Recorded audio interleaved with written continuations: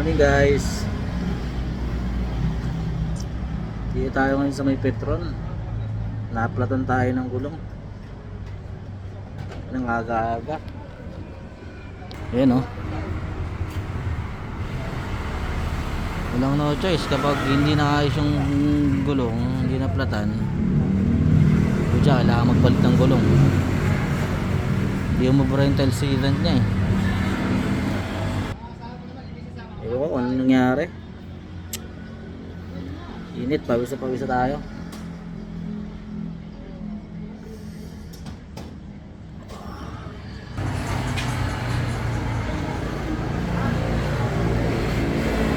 Init tayo dito.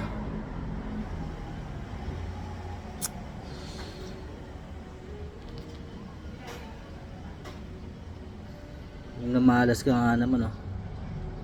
Sunod-sunod gastos ah.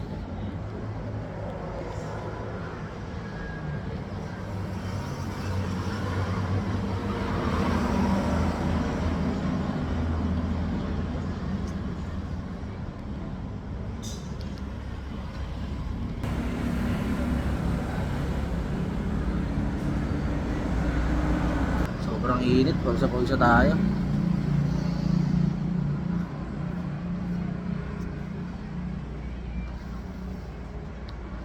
Best way ko rito, papalitan ko ito ng gulong.